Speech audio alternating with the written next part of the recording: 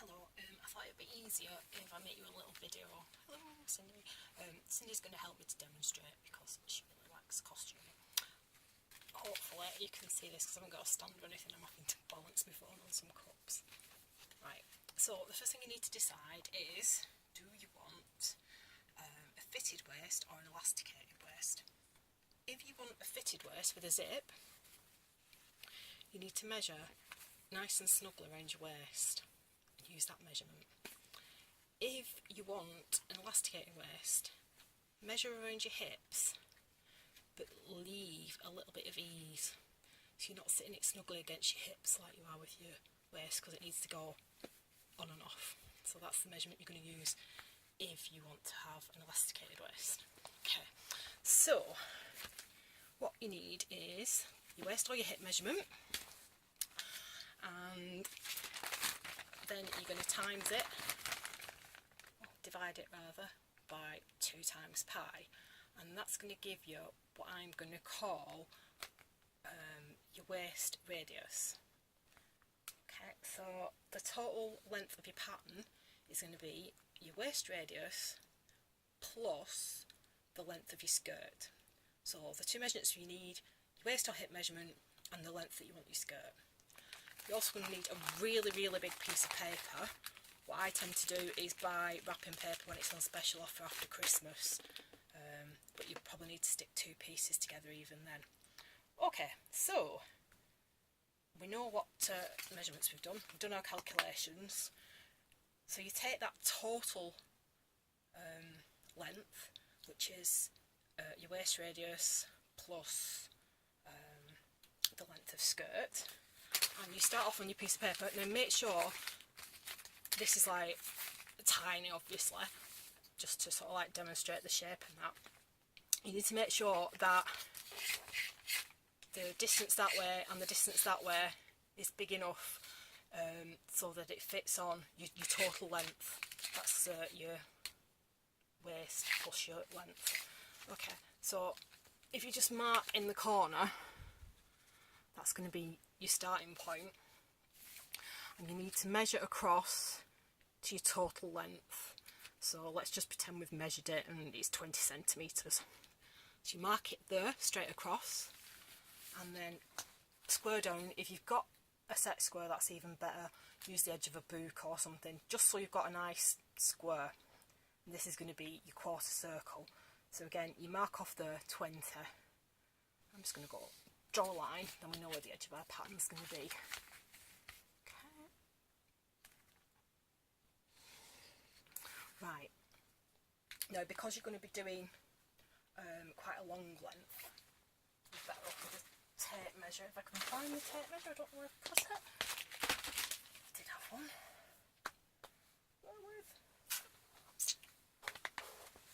I found it.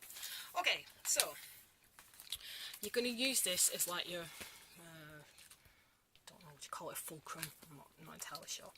But basically, you're going to put your tape measure on it, and you're going to measure down the same length again. So, for the purposes of this experiment, 20.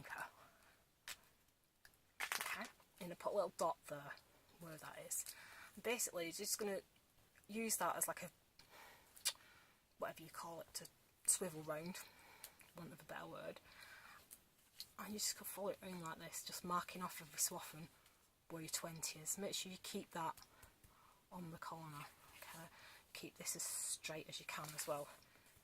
And you can see it's making like a bit of a curve going on.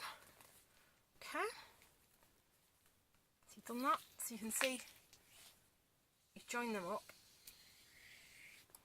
You've got your quarter circle. Now, to do your waist, what you need to do then is use that waist radius that we just worked out. So for the sake of this, I'm just going to call it 2 centimetres. No, let's call it 3 centimetres. Okay, so just like you did with your bigger one, your outer circle, you're just going to mark off there. Mark off there, And again, I'm just going to use my ruler this time. I'm going to use that as a centre point and just swivel round it. Okay, and you can obviously do it with a piece of string and a pin if you want to. Right, so that bit there is going to be your waistband, your waistline. So that's your basic pattern shape. Okay, so here's one I made earlier, just for the sake of it. So you cut that out, and that gives you a quarter of a circle. Right, now let's pretend this is your fabric. So as I was saying, if you get sheeting, you can actually just do it as a oneer. So for example, imagine this is your sheeting. Your width of your fabric has got to be twice your pattern length, because you're going to be folding it over. It's better if you can have a square of fabric. So in order to do that, you can see, if you fold it corner to corner, you can kind of like square it off, and you can see that very well on the brilliant camera work. But can you see? So if you cut across there, then that'll give you a square of fabric that you can use. So just bear with a second. Okay, so I've made my square of fabric now. Hopefully you can see it. Right, and what you want to do with that is fold it that way, and then fold it that way. So what you've got now is that kind of thing. Right, so the corner where you've got both folds, for want of a better description, is going to be like your centre point. Okay, so you get your pattern piece that we made earlier, and you put it on like so, and you cut it here and here. Okay, by the powers of pausing, I'll cut it out. So if you move that now, you can see then you end up with your circle skirt. Now if you're going to put a zip in that, obviously you're going to have to cut down one edge, so you've got somewhere to put your zip. But if you're going for your elasticated waist, it's fine to just leave it as it is. Now if your fabric's not wide enough to do that, what you can do is cut it out in 2 or cut it out in 4. So imagine this is some more fabric that's not wide enough. So you fold it over, lay your pattern piece so that one edge is on your fold, cut round there like that, and you end up with a half circle, and then obviously you sew it here and here. If you are doing that, you need to leave a little bit of seam allowance, so when you're cutting it out, just cut it slightly bigger along the edge that's not on the fold. So there's your edge on the fold. So if you just cut it out, move it across a bit, you just add an extra little bit to it here, just so that you've got a seam allowance basically.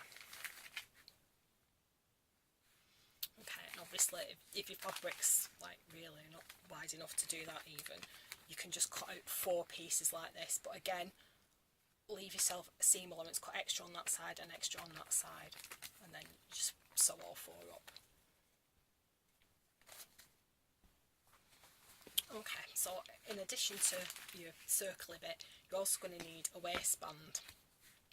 Now for your waistband, it needs to be the size of your waist rather than, yeah, it does, it needs to be the size of your waist or the size of the hips, depending on if you're going for fitted or not, because obviously it's got to go over your hips. So basically you want to make your waistband so that it's the same size as your inner circle. So this bit here is going to be the length of your waistband, so just measure around that and make your waistband that size. So do a double thickness, imagine this is your fabric, do a double thickness like that. can make it so that it's like the width of your elastic. So I have some elastic that's this kind of width. If I maybe will tell you what that is. That's about 2 inches. So that makes a really good size for a waistband. Obviously, if you're doing the fitted one, do it a similar sort of width. Do it to the length of that round, but leave a little bit on the end. So do it a little bit longer, just so you've got an overlap to put a button on or something to fasten it with. Okay. So if you're doing an elasticated waist, it's best to just measure it on yourself. You can see that. So measure it so that it fits snugly on your waist, but just make sure, while you've got hold of it, that it will stretch over your hips. Sorry for the really poor camera work. So yeah, just make sure it's snug on your waist, but still wide enough when stretched that it'll fit over your hips. Okay, so hopefully that all made sense, but here's like the points that you need to remember. Do you want a fitted waist with a zip, in which case use your waist measurement, or if you want an elasticated waist, use your hip measurement with a little extra ease. The total length of your pattern is going to be your waist radius plus your skirt length. If you want to cut one piece, the fabric width must be twice the total length size. If you're cutting it in several pieces, either 2 or 4 pieces, make sure you add seam allowance to your edges. If it's a fitted waist, add extra to your waistband for the overlap. Don't forget, if you're doing an elasticated waist, it needs to be the length of your actual top of your skirt rather than your waist, or else it'll not go over your hips. Okay, so this is the calculation you need. Your waist radius is your waist or your hip measurement divided by 2 times pi. There's a little bit of a diagram to show what it comes out like. Hopefully that's understandable for you. I'm really sorry for my crappy